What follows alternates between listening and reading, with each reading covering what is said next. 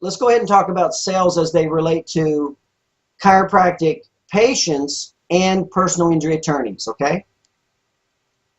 Okay.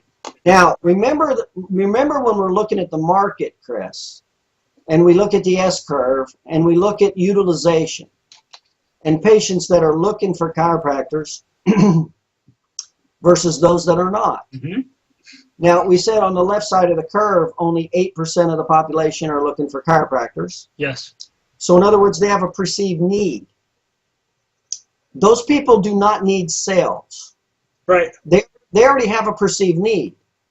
So the need is already there. Now we use advertising to get them to act now and to get them to purchase us versus our competitor. That's called advertising.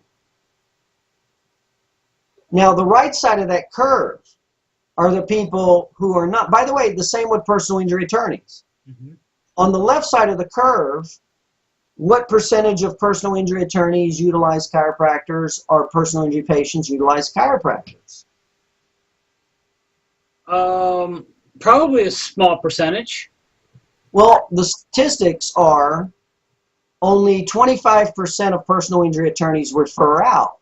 3 out of 4 of them just kind of take the case as it's given to them and put it together and submit it.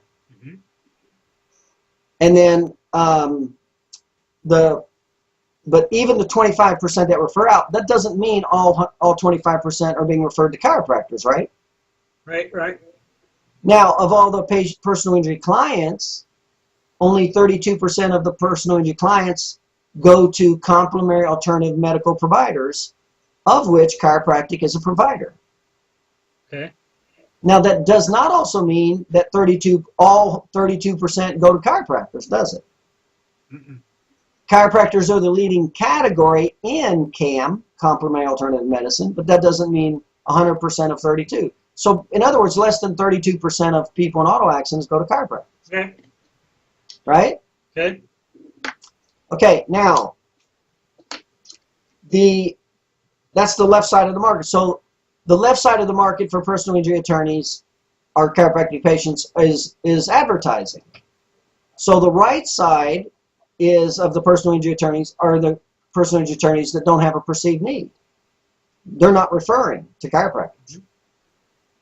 Because wouldn't you agree if they had a perceived need that they would seek out and refer to chiropractors? Yes. Okay. So we're talking about sales, not advertising, first. Mm-hmm. Secondly, we're still not going to violate the marketing formula. In other words, we still want to know our target market. We don't want to just shoot everywhere. We want to find sweet spots in our target market. And remember, to find our sweet spot of the target market, in other words, highest probabilities relative to the bell curve, Okay. is 4 different categories or 5 different categories, right? There's demographics. Mm-hmm. We want to find the sweet spot of the chiropractic patient for demographics or the PI attorney. We want to find it for geographics. We want to find it for psychographic barriers, psychographics, and vehicle of communication. What is the highest probability in every one of those 5 categories? And that creates our marketing list, our target market. Mm-hmm. So we have the best opportunity for advertising or sales to actually work, right? Okay. So we still do not want to violate demographics, psychographics, geographic, psychographic barriers, and vehicle of delivery, Mm-hmm. right? Mm-hmm. We don't want to violate those when we don't want to try to be everything to everybody, because that's just not the case. They follow the bell curve. There's higher probabilities of demographics, psychographics, and geographics in every target market. So first you want to position yourself to be in front of somebody who has a higher probability likelihood of accepting your product or service, right? Okay. Okay. That does not change whether it's sales or advertising. All right. So we still want those categories in sales and the vehicle of delivery. Okay, now let's say we already have those, right? All right. Now we're actually into establishing need, because remember, these people, this group of people do not have a perceived need, right? Okay. Now, Chris, there's a difference between them not having a perceived need versus not having a need at all. Them not having a perceived need is the difference between a conscious and an unconscious state of awareness. In other words, can a patient with back pain have a need for chiropractor, but they don't realize that they need a chiropractor?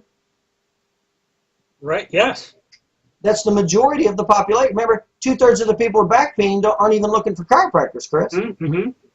So you see, they don't have a conscious perceived need, but they do have a true legitimate need, right? Okay.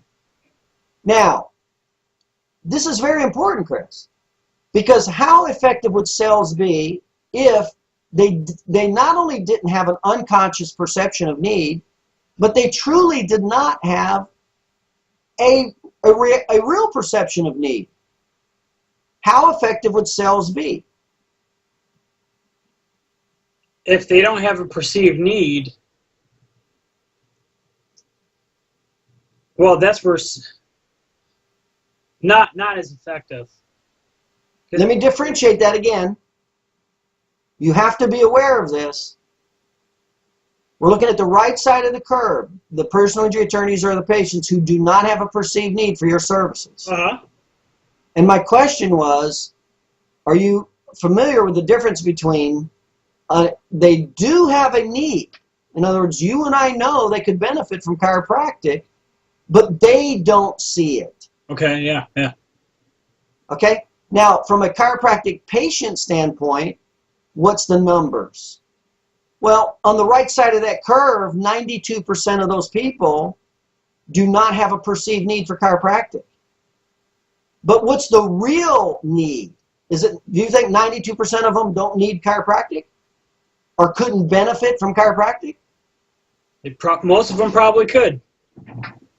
Well, Chris, we know that 25% of them do not have back pain or neck pain. So would I want to try to sell them?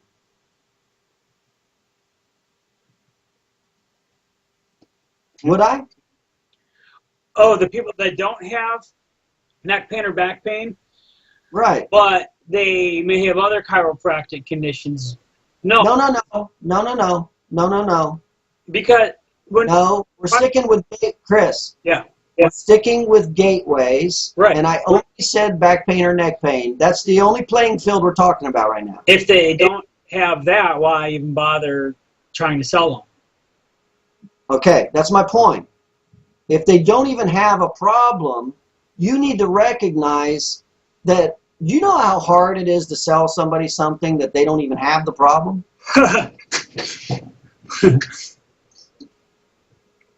Now, there's a big difference between having a problem but not being aware of it, Chris. In other words, not being aware of the problem or of the solution. There's a big difference. The person is in a state of unconscious incompetence. They don't know what they don't know. Do you think that out of that 92%, the 3 out of 4 people that have back pain or neck pain, do you think they know a chiropractor will be able to help them?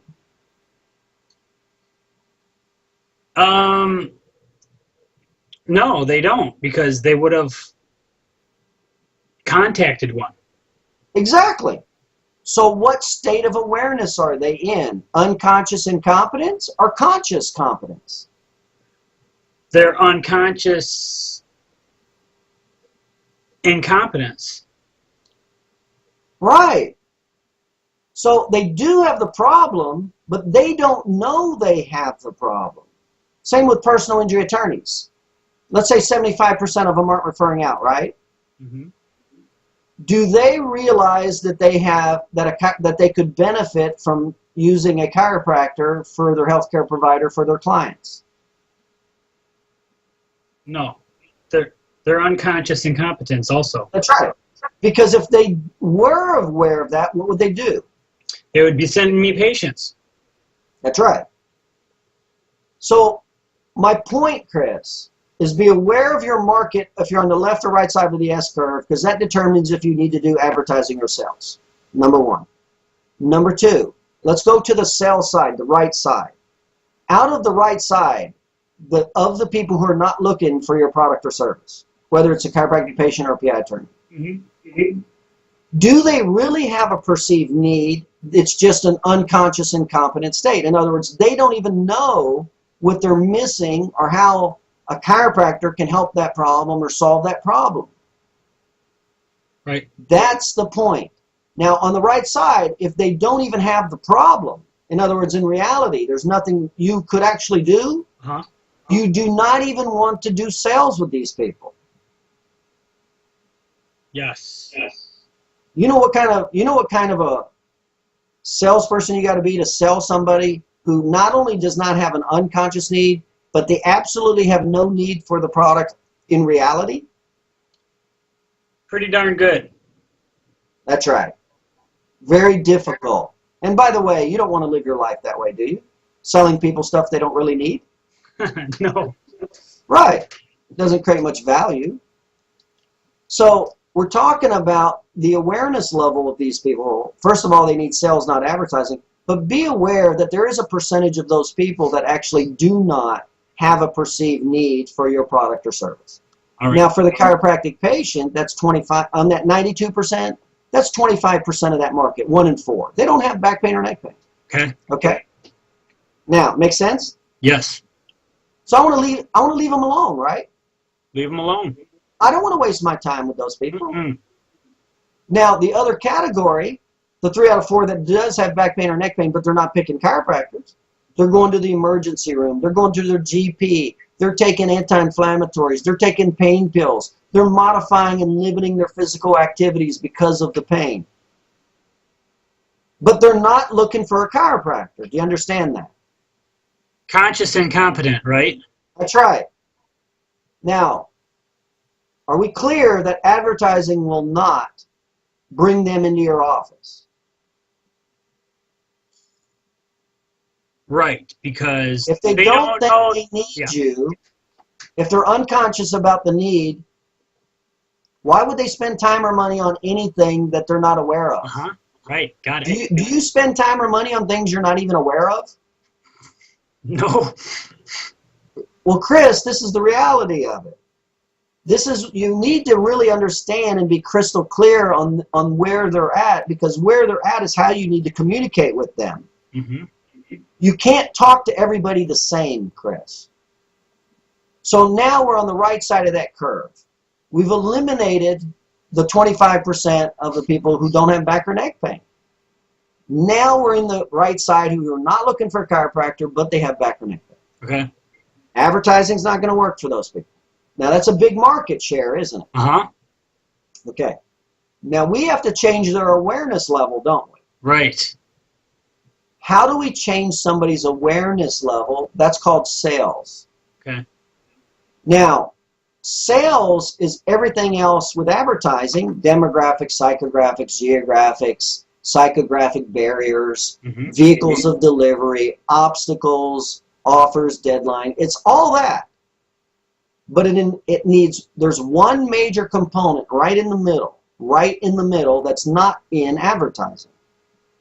And the major component, Chris, is the absolute catalyst and the secret to tapping into that category of the market.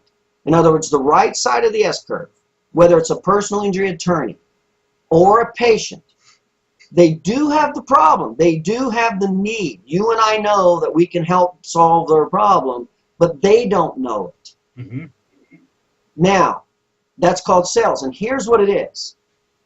You have to take their awareness from a state of unconscious incompetence to conscious awareness, right? To what they don't know, right?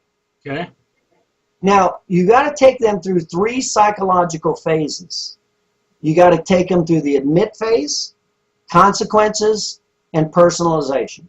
Let's go through each one of those, okay? All right. Now, would you agree, if we're on the right side of that curve, and we cannot get the person to admit to the issue, that they're not going to spend time or money on the issue? Yes. Can you see how important it is to get that market when you're doing sales to agree to a problem? Absolutely. That's the first step, Chris. If they don't agree they have, or in other words, if they don't see, if you cannot get them to see the problem, nothing else matters. So first they got to go through the admit phase. They got to see it's an issue. Now, which gets to motivation, which is consequences. Mm-hmm. Now, consequences, there can be pleasurable consequences or painful consequences. Mm-hmm. Okay? Yeah. Now remember, there's 5 reasons why we will spend time or money in life, right? Present pain. Right. Avoiding present pain. Trying to get out of present pain, right? Right. Future pain. Mm-hmm. Present pleasure. Mm-hmm. Future pleasure. Curiosity, right? Yes. Now, Chris, if I'm in a state of unconscious incompetence, how much present pain do I perceive?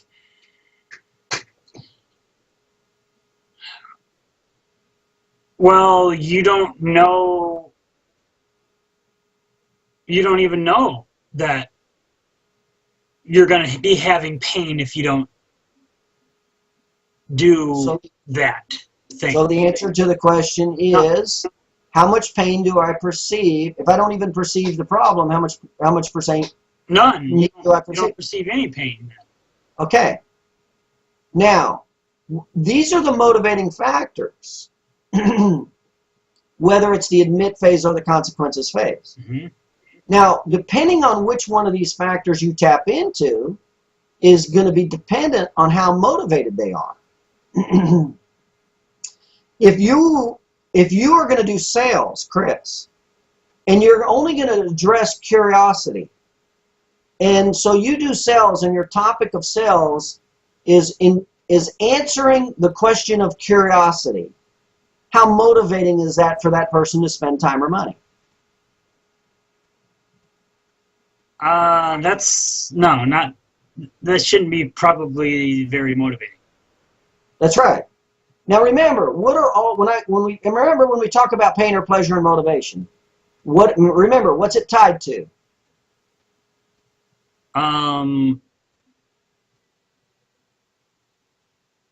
It's tied to your primal needs. It's tied to Maslow's hierarchy of needs. Yeah. You need to refer to that chart every time you're thinking about advertising or sales. Okay. That's the motivating factor in whether somebody's going to have motivation or not. Okay. Now, some products are pleasure-based products, some are pain-based products. Some products are curiosity-based products. Some products are future pleasure-based products. Some products or services are present pleasure-based products. Mm-hmm. You see, so there's different products and services that fill different categories. And wouldn't you agree that there's a variation within each category? In other words, present pain, there's a scale of 1 to 10 where maybe 1 might not be much curiosity, but 10 there's like a lot of curiosity. Right. Okay? Mm-hmm. So not only are there 5 categories, but can't we agree there's degrees of motivation within each category? I would agree with that. Okay? You need to be aware of this. You cannot be emotional when you're thinking of doing business when it comes to sales and advertising. Mm-hmm. So now, we got 5 categories. It's totally based on Maslow's hierarchy of needs. The primordial need are the physiological needs, food, shelter, sex, and oxygen. Yes. So that's where we will spend 80% of our time or money, getting out of that primary need. Now, what if I don't even know that I have a primary need, though? How much time or money am I going to be willing to spend on that subject? None. Okay. Now, the secondary category is security, familiarity, and the third category is the value system, what they value. Mm-hmm. Now, depending on the target market is what's dependent on the subject. Now, when we do sales, Chris, we have to take the target market through 3 psychological phases because we have to change their unconscious, incompetent state of awareness, do we not? Yes. And if we don't change their state of awareness, are they going to buy? No. Now, if we change their state of awareness, Chris, but we change it to something that's very weak, like future pleasure. How motivating is future pleasure? To spend time or money? Not as motivating as present pain. Remember, 80% of where we will spend time or money is present pain, as defined as meeting your physiological needs, food, shelter, sex, oxygen. Yes, yes. And there's security. Security has to do with familiarity, and then your value system. Those are pain-based. Yes. Once you go above that, now it's socialization, materialism, self-actualization. Uh-huh.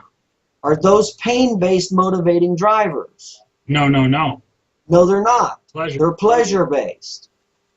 Okay? Are you with me? So, how much time or energy do I want to spend if I'm marketing to chiropractic patients or personal injury attorneys? How much time or money do I want to spend talking about future pain, present pleasure, future pleasure, or curiosity topic? Probably all of your advertising on present and future pain. Well, how motivating is future pain? Well, maybe all of our advertising on present pain then. Chris, how much time and money and attention and focus are you going to spend on future pain versus present pain right now? I'll spend all my time on present pain because that's. How much do you care about maybe not having food or oxygen in the future as opposed to not having food or oxygen today? Right, right. Is it even comparable, Chris? No. So why is the ratio 80% to 5? For what? Present pain versus future pain. Because I need to survive right now, and I need to get out of this pain now. That's right. Okay? Does this make sense? Absolutely. Okay. Chris, you need to reshift your focus. Now, when we advertise to chiropractic patients, wellness care, what category are we advertising? Future pleasure. How effective and motivating is future pleasure? Low on the list. And out of how many years you've been in practice? 9. Out of 9 years in practice, how many patients have come into you with no present problem, but they wanted chiropractic care because they wanted their future health to be better than what it is at the present level?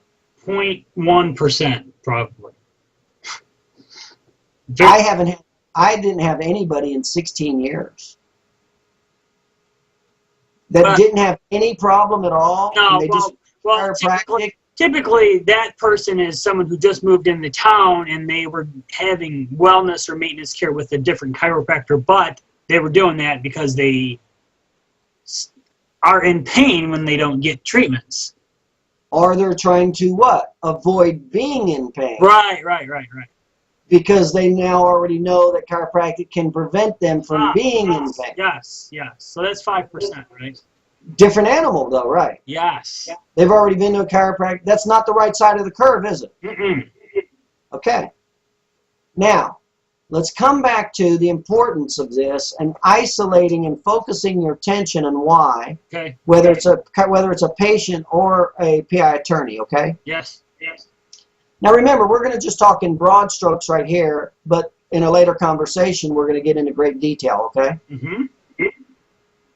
So we're looking at the right side of the S-curve, no perceived need. They're in a state of unconscious incompetence. But we've already agreed that the people who really don't have a problem, we don't even want to talk with them anyway. Correct. Because trying to sell them is very, very hard. Yes. And it doesn't make you feel good as a human being trying to sell somebody something they maybe don't really need or want. Okay. Yep. So, but there's this other category on that right side, not looking for your service, that does have a need. You are conscious that they do have a need for this service, You might not be able to communicate it very well, but you're aware that they do, but they're not. And it matters what they think as opposed to you. What matters is what they think, not you. Mm-hmm. Why? Because they're the ones that's going to make the decision. They're the ones paying the bill. You're Yeah. right. Doesn't matter what you think. So how can you shift this person's paradigm, his state of awareness, from an unconscious, incompetent state? He doesn't even know that he needs you, to getting him see that he not only needs you, Chris, Mm-hmm. but he's in survival or security without you. In other words, it's not curiosity-based, it's not future pleasure-based, it's not present pleasure-based, it's not future pain-based. In other words, you change his mentality so much that he now sees he can't do without you right now, today, because it's now aware to them that it's a problem right now that they weren't even aware of. Mm-hmm. Right? Yeah, Does that make sense? that's great. Now, that's called sales, and you have to take them through 3 stages of awareness. We already said the importance of admit. If they never admit, they won't change their psychological awareness, will they? No. So the first stage of getting that person motivated to pick you in sales is getting them to admit to the problem. Mm-hmm. They have to come to the realization you can't tell them. There's a way of communicating that. Okay. Now, the second phase is consequences. That is very, very important. Because remember, there's 5 types of consequences. Present pain, future pain, curiosity, present. Okay, there's 5 types of consequences. Well, if I'm focusing my message, my sales message, in the lowest forms of motivation, wellness care, curiosity, future pleasure, present pleasure, the absolute lowest forms of human motivation, what am I doing to my potential effectiveness? Shooting it in the foot. That's right. So what are some forms of communication that naturally happen with people when they don't understand this? They go into what's called features and benefits. You start telling your consumer market all the good things that you can do for them. Mm-hmm. Wellness care. Well, you got 2 problems with that. One problem is, who told who?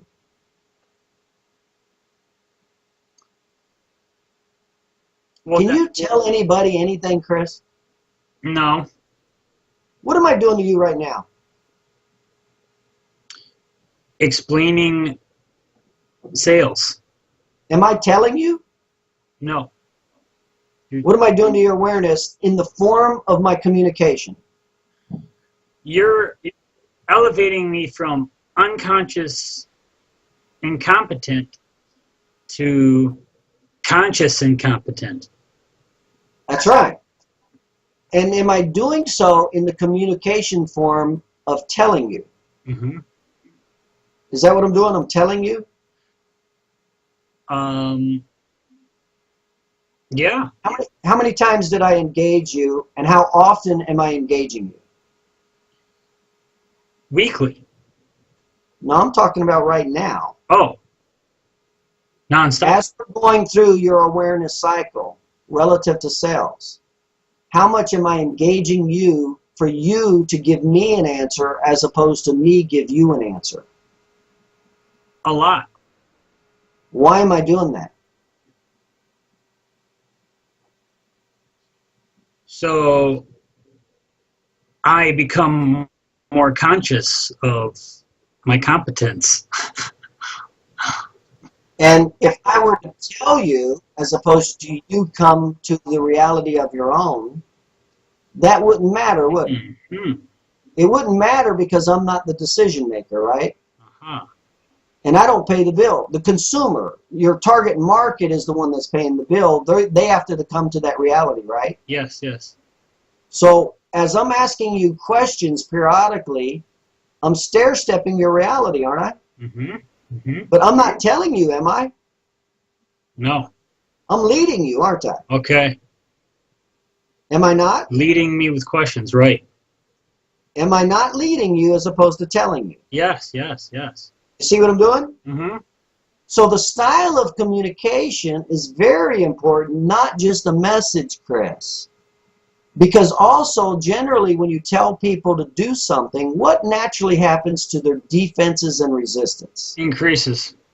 What's the worst thing you can do to people who have an unconscious competence, a unconscious awareness of your service, need for your service, and now you're telling them what to do? How effective does that sound? No, not good. You think that style of communication you need to totally chuck? Yes. So the style of communication is engagement. It's stair-stepping engagement. And I'm getting you to give me answers. And I'm listening to your answers as to how fast I can go to the next level. Okay. The more confusion I'm seeing with you, I have to slow down and I can't move as fast. Mm-hmm. When you don't give the right answer, I can't move forward. I got to come back and revisit the subject, restate it, make it clear until you give the answer I want you to give.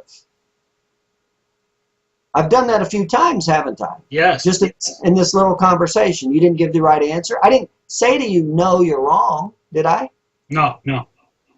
I said, well, let me rephrase that, or I just flat out restated the question. Okay. To get you to think. I cannot, as the presenter, think for you, because if I'm saying and doing everything for you, what's the likelihood of you buying when I'm done? I'm not making that decision. That's right. Whose reality has to change, mine or yours? Mine.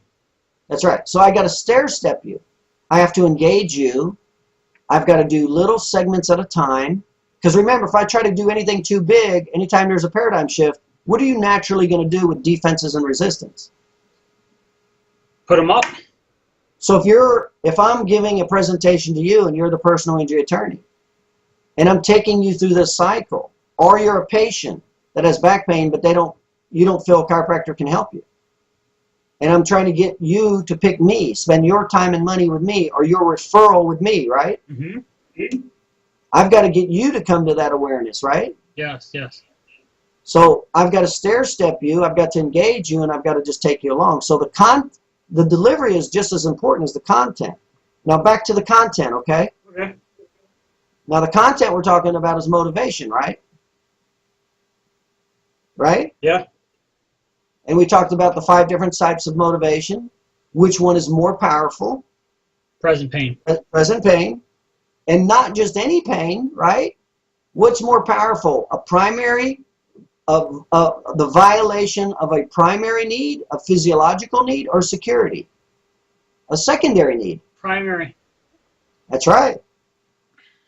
So I can take you down further to motivation scale if I can share with you and get you to come to the realization how this is limiting, restricting, or inhibiting a primary need. Can I not? Yes, yes. Now, it wouldn't be as strong as if I did a secondary need, right? Correct. Like security. And then what happens when I go in and I totally switch over from a pain-based motivation to a pleasure-based or curiosity-based message? What did I immediately do to your motivation? Decreased it. How much? A lot. A huge amount. That's right. Because what percentage is based on pleasure-based motivation? I'm not sure, but it's low. 80% is present pain. Right, okay. It's only 4 other categories left. Each of the 4 other categories represent 5%. Oh, okay, yeah.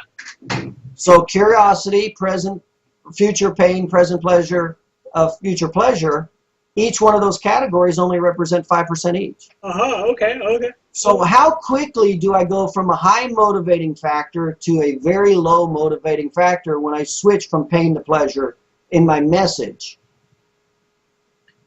You're not effective at all.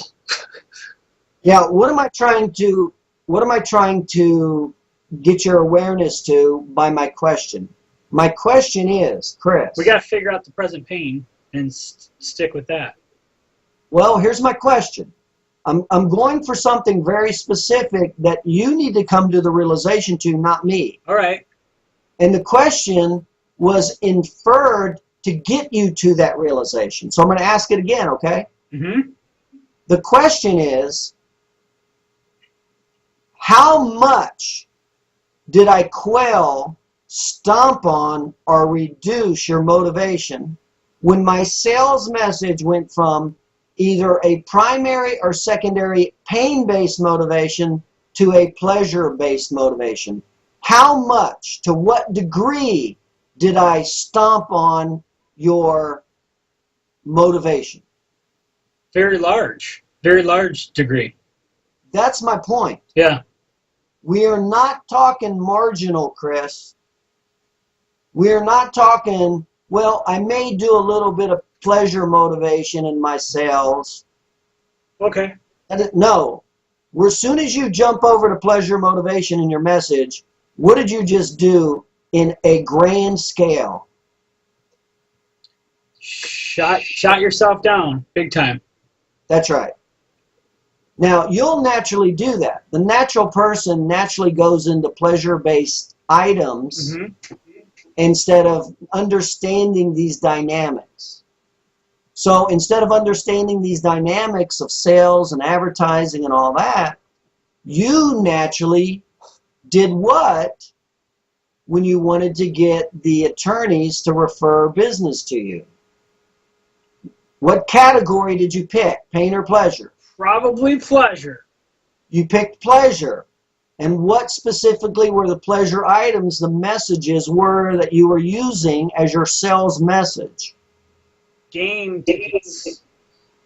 How much of a need are there for game tickets in the primary physiological needs? Not really at all. Did Maslow say humans need food, oxygen, game tickets, shelter, and sex? Well, if they're going to take their girlfriend to the game and get some sex, maybe that would help. Maybe I'd get a referral. You are aware this is being recorded. Oh, okay. All right, yeah. So back to the reality of the question. When your sales message crosses over into a pleasure-based message, how much are you stomping on the motivation? 100% almost. Okay, does that make sense? Oh, yeah. Okay.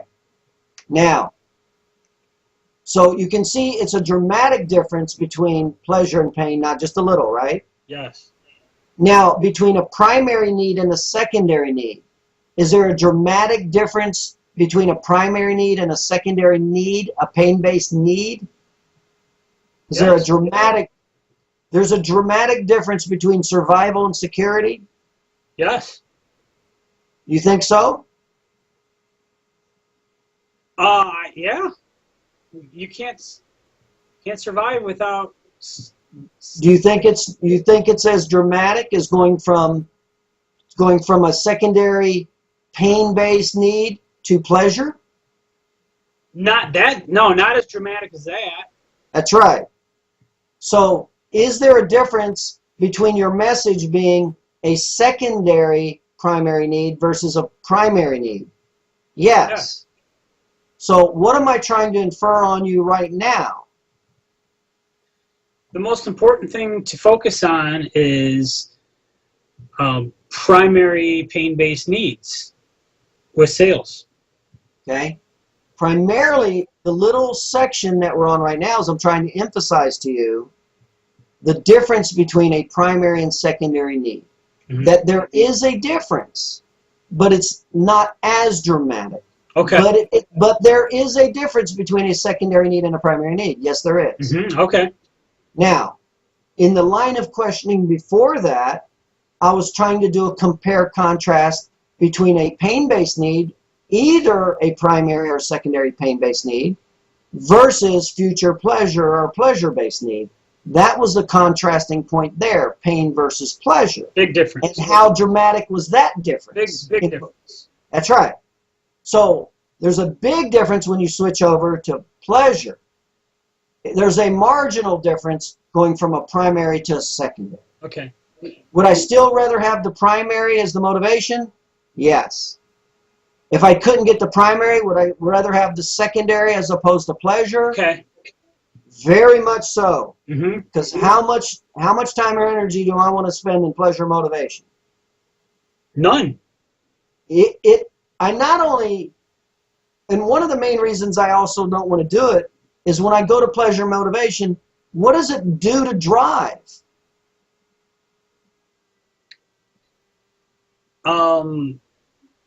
Stomps it down.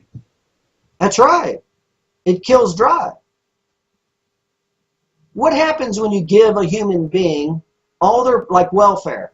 You give them all their food, all their shelter, all their oxygen, put them in a secure little government housing. What'd you just do to all their primary and secondary needs? They're all taken care of. How motivated are they to get out of it? Not motivated. What's the statistics say? Don't the statistics bear that out? Yeah. So, back to the patient and the personal injury attorney. So we definitely understand and know the difference between pain and pleasure motivation and the dramatic difference it can do to kill motivation. Mm-hmm. Right? Yeah. There's a little difference between a secondary need and a primary need, right? Right. But I'd still way rather be in the pain-based side than the pleasure-based side, right? Okay. And I'd rather have a primary need versus a secondary, right? Yep. Okay. So all we're doing is we're just trying to put this in a state of awareness for you. Yes. So now we're into the right side of that curve. We're doing sales. We have to take them through 3 phases. We want to get them into the admit phase. Okay. Secondly, we want them to see consequences. What type of consequences do we want them to see? Pain or pleasure? Pain. Primary or secondary pain? Primary. You get the point? Yep. Can there be degrees of primary pain, 1 through 10? Yes. You see what I'm trying to do here, Chris? I'm trying to get you to see this picture. I'm seeing It's it. It's not black or white. It's certainly gradient. Some are greater than others. But would I rather have, on a scale 1 to 10, 10 being the worst, would I rather have a 2 in a primary pain-based need or a 9 in a secondary pain-based need? I would say probably in the primary. A 2 in the primary. That's right. That's right. Okay, now let's move forward with this. Now, with the last section, Chris, is personalization. If they admit to a problem and they can see consequences, but they don't see how it's affecting them, Okay. how real is that? Not real. How motivating is it? Not motivating. You see, you have to be able to go through 3 phases in sales, Chris. With that target market on the right side, whether it's a chiropractic patient or a personal injury attorney, you have to be able to take that person through admit phase. In other words, take their state of their mind from a state of awareness of unconscious incompetence to a state of conscious competence. In other words, they now know, but they not only know that there is a problem, A, that they were not even aware of before. Yep. B, there's consequences associated with this problem, and there's pain and pleasure-based consequences. But not only is it a pain-based consequences and a primary pain-based consequences, but that it will hurt them now. Yes. Not their neighbor, not their associate, not their best friend. It'll hurt them now.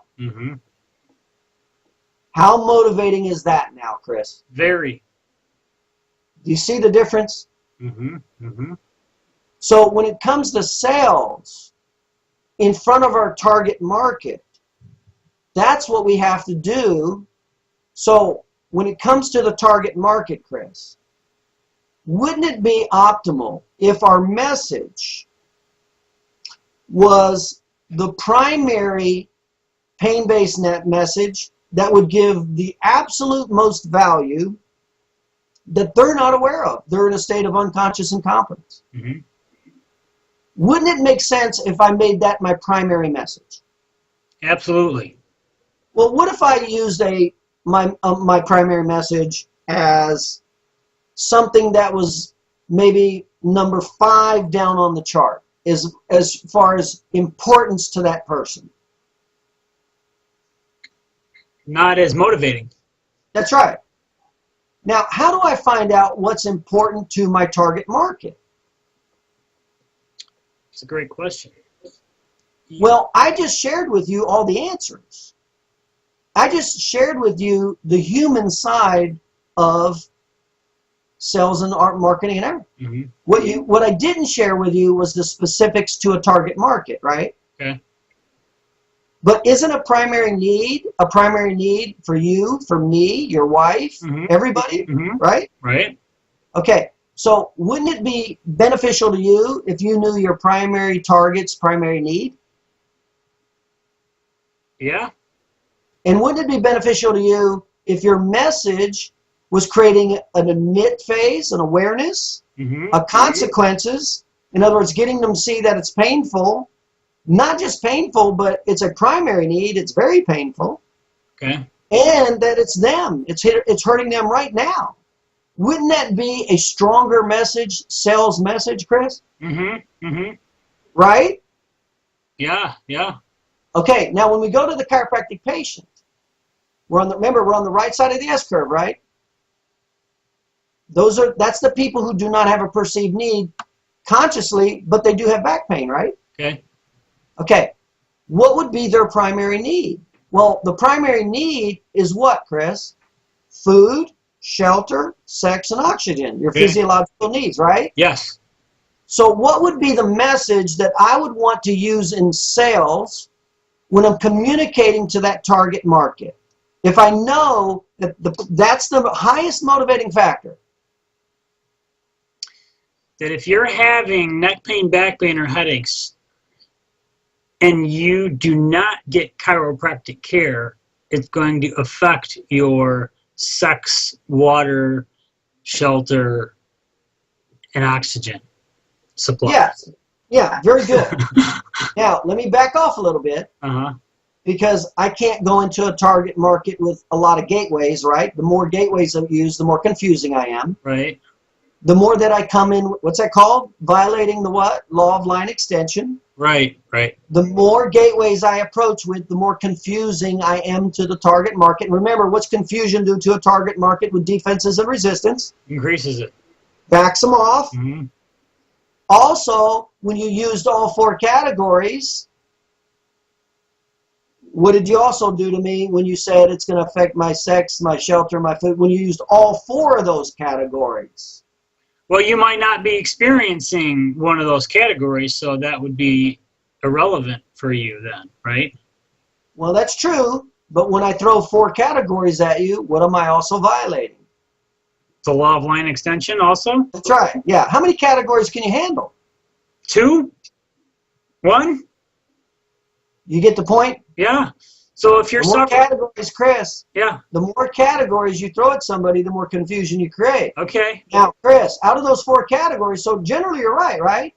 But out of those 4 categories, which one should be my primary category for my primary message, Chris?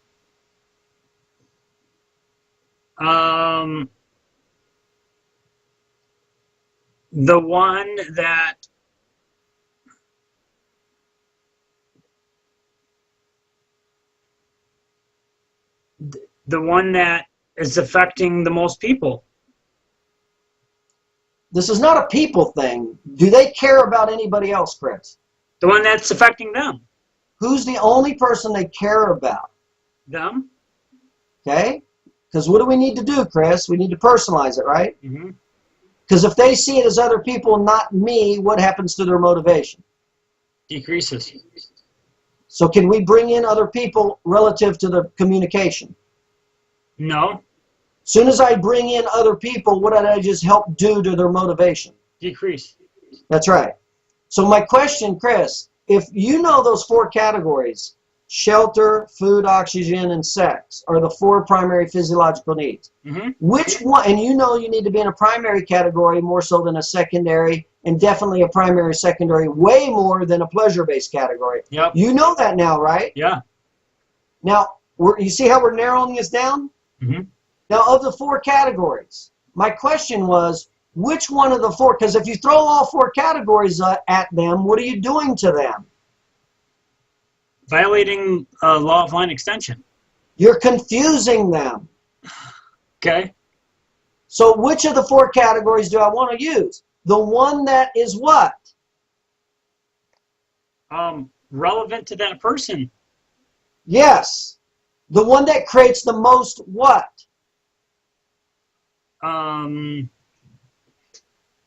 What motivates people, Chris? Primary, the one that creates the most pain. Yes. You see how we're filtering this down? Yeah, okay. Okay? Oh, So, yeah. I get it. Yeah, so out of those 4 categories, I don't want to swamp them with my message being all forward. I want to pick which one of those are the greatest categories, and I want my message to be very focused on the absolute #1 thing that's the most painful in their life. That's what I want my message being. That's Mhm. sales, Chris. Yep. Chris, that's sales. Okay. You understand that? Yep. How much sense does that make? Perfect sense.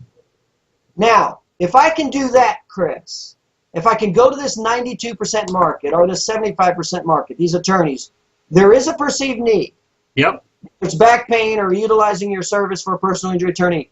And I go into that market. There's an unconscious competence. They don't have the awareness. And my sales message goes into a primary need. Okay? Mm-hmm. What did I do to the likelihood and motivation of them doing business with me? Boosted it. A little or a lot? A lot. Now, this is a little bit of a trick question because I haven't given you the answer yet. Okay. But let's say I did do that, okay? And I've got them there. I took them from a state of unconscious incompetence. They didn't even know they had a problem.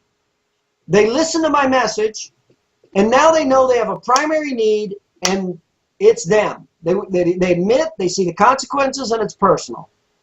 Now, you can agree that definitely there's some motivation here, right? Okay. Now, what would be the limiting factors relative to the motivation right now? Money, time, and distance. Okay. Generally speaking, you're right. Here's the answer. Obstacles. Okay. Okay? It's the relationship of need versus obstacles. Mm-hmm. Mm-hmm. Okay? Yeah. If the perceived need is greater than the perceived obstacles, will the person move forward? Yes. If the perceived need is lower than the perceived obstacles, will the person move forward? No. No. Chris, that's the key. Okay. Is not only establishing a pain-based need, not only establishing a primary or secondary pain-based need, not only establishing a primary need over a secondary need, not only establishing a primary need of singular focus and not multiple. Are you with me? Yeah. What did I just do to their motivation on a scale of 1 to 10, 10 being very great? Put it a lot closer to 10. That's right. Okay? Now, what would be the inhibiting factor at this point once you've done that are called obstacles. Now, generally speaking, what are the most common obstacles with human beings? Money, time, and distance.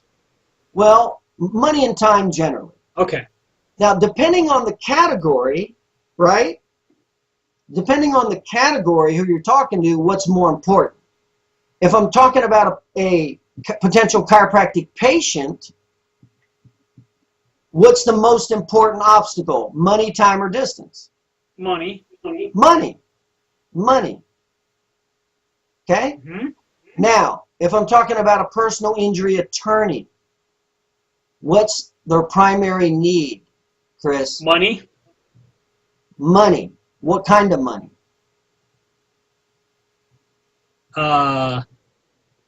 Personal injury compensation. No. Money. Present money. Money they can potentially get in the future, or money they're presently losing right now? Yeah, present money they're losing. Okay. What is money, future money? What category does that fall in, Chris? That's future pain or future pleasure. That's right. Okay. Now, what is money they're losing now? Present pain. That's right. Now, what's the primary job of a personal injury attorney? What's the number one job of a personal injury attorney? To make money. To increase their assets for their client. Okay. The more assets they increase for their client, the more assets they increase for themselves because they get a percentage, right? Yes, yes. So their primary need is to increase assets. So what if you could show them that their primary need is losing assets? What did you just do to their motivation? If you can show them that their primary need of making money, they're actually losing money. That's going to increase their motivation. And what if you can show them, Chris, that their primary need is not just not losing money, but you can show them they're losing a ton of money. That's increasing need greatly. Does this make sense? Oh yeah. Now, what else would be a primary need for a personal injury attorney? Losing money would be a primary need, right? Yeah. Okay, what else would be a primary need?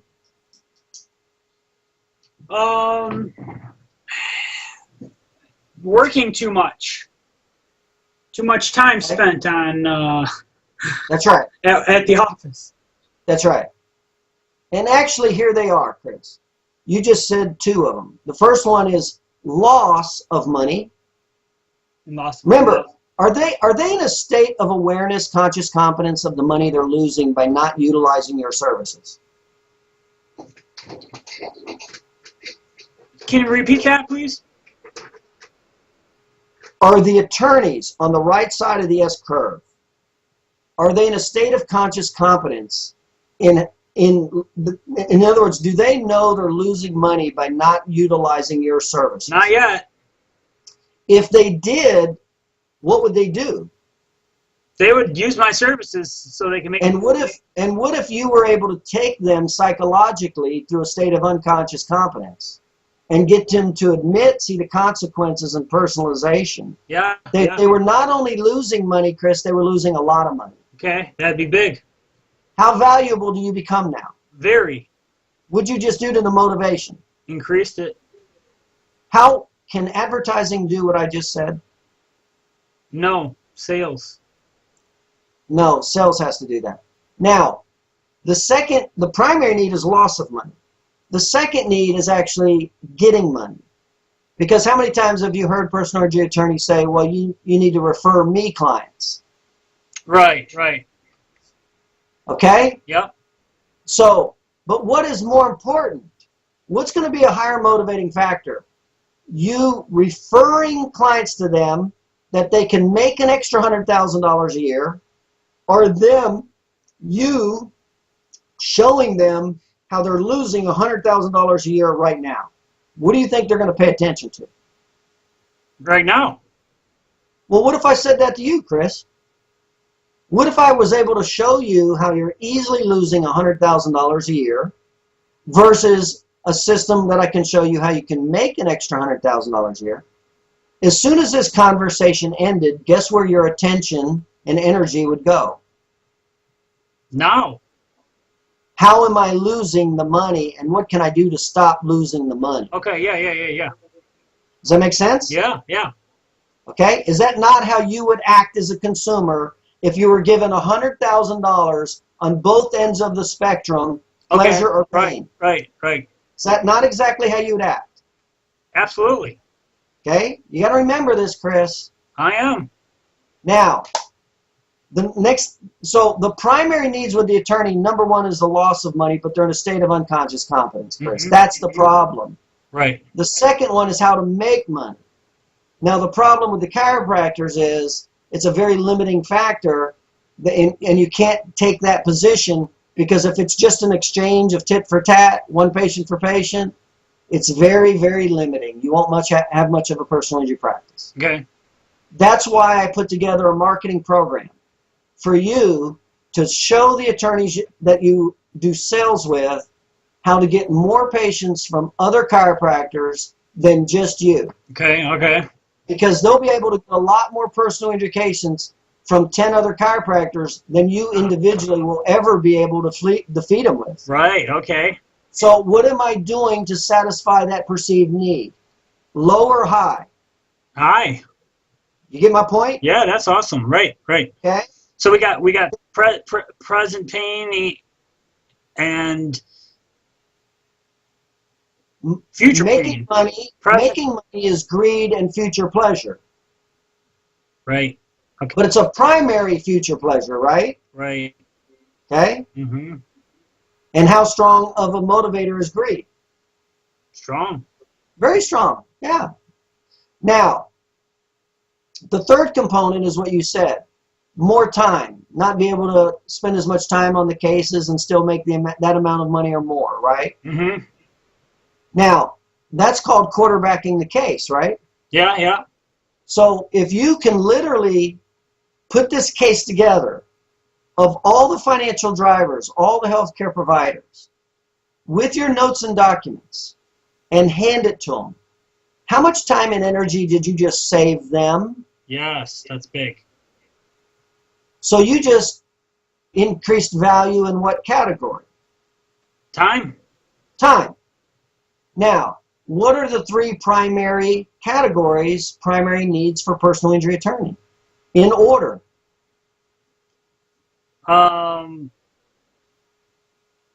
Money and time. Not losing money, number one. Right. Number two is what? Not making future money. Well, making future money Well, okay. is number two. Right. Number three is what? Losing time in the present. That's right. So what if your sales message, Chris, showed them all three? Home run. You think that might be helpful? That'd be good. Now, we also have to consider the obstacles, right? Okay, yep. Because remember, it's perceived need versus obstacles, right? Mm-hmm. Okay? Now, what are the primary and secondary obstacles for personal injury attorneys? What's the primary obstacle after there's a perceived need? In other words, now they know they need you. What's the number one thing they need now?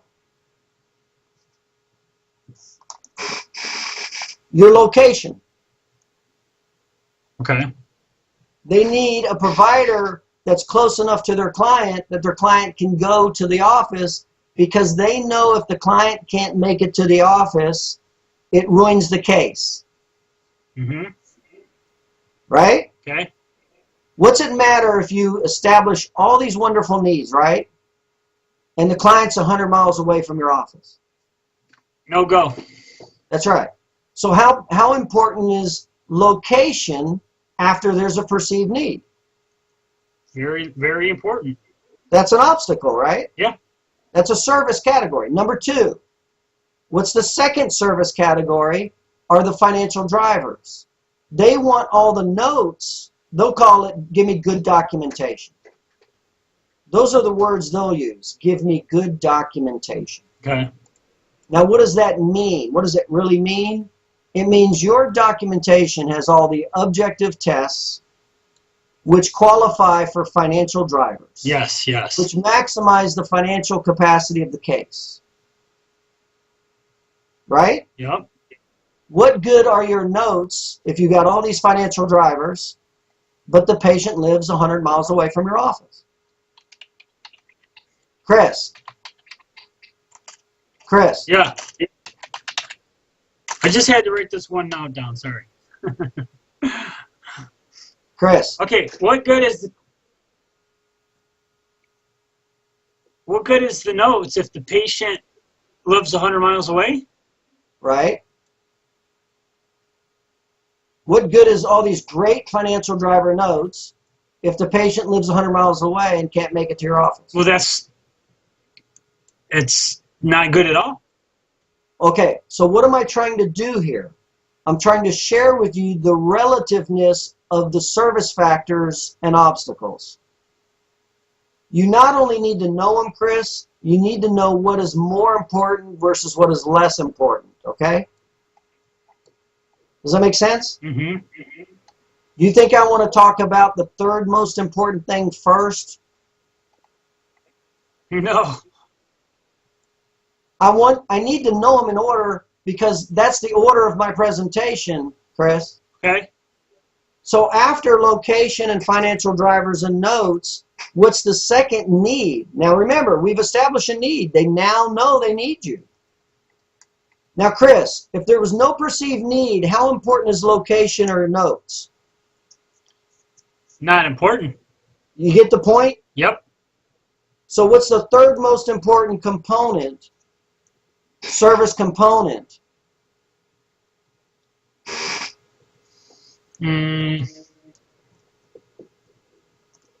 That the attorneys want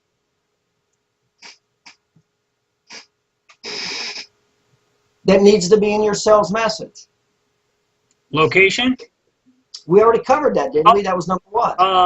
Third. Third most important. I don't know. Chris, willing to negotiate the bill, willing to reduce your fee accordingly relative to the concept of a third, a third, a third. Okay. Attorneys generally feel they should get a third, their patients should get a third, and a third go to medical expenses, not your bills, to all medical expenses. Right, okay. Now, if that's the third highest service factor that they want, how important is that for you to include that in your sales message? Very important. That's right. Now, what's the fourth one? And really you won't know the fourth one, but the fourth one is actually a combination of number two. Number two are the financial drivers. And so the financial drivers are not only objective tests, but what they want with number two, that's kind of also number four, but it's really part of number two, is the medical providers. Why do they want the medical providers involved with the case, Chris? Because it builds the case. That's right. It creates financial value to the case. Whether you believe it or want to believe it, or whether it should be that way, is totally irrelevant. What matters always is your consumer's perception of their reality, right? Mm-hmm. So, the more that you fit the location categories, what just happened to your value? Goes up. The more that you fit the medical categories and the objective financial drivers, what happens to your value? It goes up. Now, the more you're willing to negotiate based on a third, a third, a third, what just happened to your value? Goes up again. You get my point? Yeah. Now, we're going to leave it at that. There's secondary factors. There's a few secondary additional factors. We're going to leave that alone right now. Okay. Because the concept that we're just trying to get across here is the right side of the S-curve, whether it's a patient or personal injury attorney, the relationship of sales, the relationship of pleasure versus pain, the relationship of a secondary pain versus a primary pain, the relationship of establishing need, number one. Number two is what would be the first, second, and third primary needs of that consumer market to make sure you're addressing those. We specifically talked about the personal injury attorney losing money, but losing a lot of money hurts. Yes. If they can make more money, that's even better. But if you can stop them from losing $100,000 a year, Chris, and you can show them how to make an extra $100,000 a year, and you can save them time in doing so, what did you just do to their perceived need? They need me bad. A lot or a little? A lot. Now, you not only combined what I just said, you came over to the service factors. And what are they top 3 to 4 things they want when they do have a need? They, number one, need you to be next to have a facility next to where their clients are. Mm-hmm. So, because they know that's the number one thing that'll destroy the case is the patient not making the office visits. Okay. Number 2 is having the financial drivers in your documentation, specifically the objective test and the medical team. Yep. And also the financial drivers. Understanding and awareness of financial drivers, Chris. Yes. And so having the service category to fulfill those. Number 3, being willing to negotiate the bill a third, a third, a third. Does that make sense? Absolutely. How valuable did I just become to this personal injury attorney who had no perceived need of my services whatsoever prior to this interaction? Very valuable now.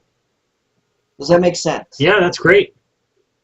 That's what we're going to go into in detail. Every one of those little, now we kind of generalized for the most part, Yes. but I tried to deliver some major concepts in the scheme and picture of it all, okay? Mm-hmm. So it's a relationship of need versus obstacles. And if the perceived need versus, so when you increase this perceived need on a scale of 1 to 10, a 9 or 10, Yeah. and you took these 4 major obstacles and you minimized them or eliminated them totally, what did you just do to the motivation? Increased it. A little or hugely? Hugely. Now, based on what I just shared with you, if you have the ability to do what I just said relative to sales, Mm-hmm. how much of your competitors have that ability and knowledge? None. No one. Guess how much you stand out now? Big time. Any questions? Can I get this recording so I can watch it again?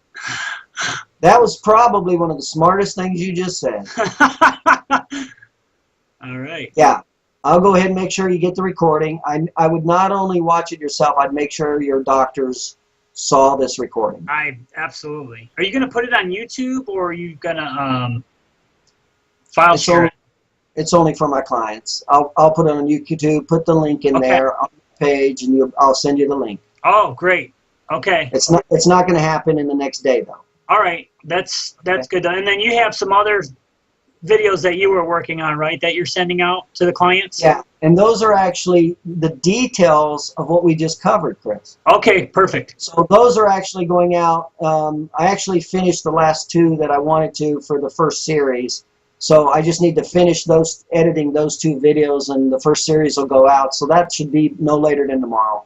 Okay. And last time we spoke, you said you were finishing up the rest of the autoresponders. Those are completed now? Oh, I'm glad you asked. Before you go into that, though, let me finish with the topic, Chris, okay? Yeah. Okay. Now, how valuable was that information I just shared with you? Hugely. Let's put a dollar amount on it. Let's say you had that skill set level to do what we just shared, right? You think it might generate 1 personal injury client a month? At least. How many personal injury attorneys you think you might be able to impact with that message we just shared once you own the skill set? 2 or 3? Probably 10 or 20.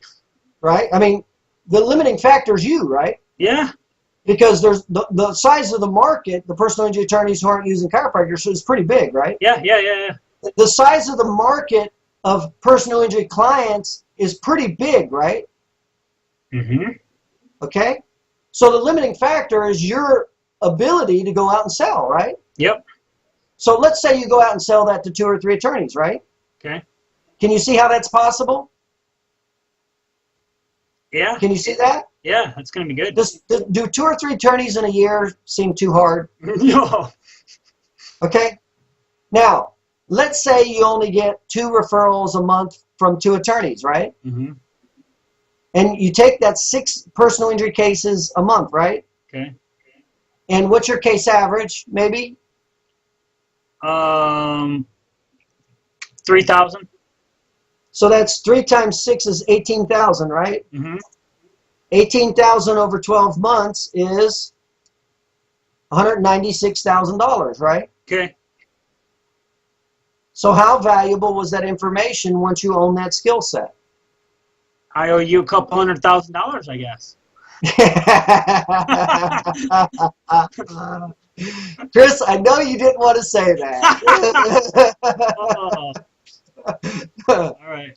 But my point is you see how valuable this can be? Mm-hmm. Yes, it can be very valuable information. What becomes the limiting factor? You. Me. Your skill set and your willingness to go sell it. That's the only limiting factor because the market's really big. Okay? Yeah, I hear that.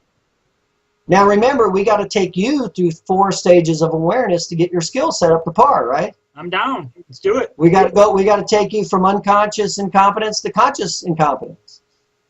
That's part of what today was. We got you to see things you didn't know. Oh, yes, absolutely. Then we got to take you from conscious incompetence to being able to deliver it.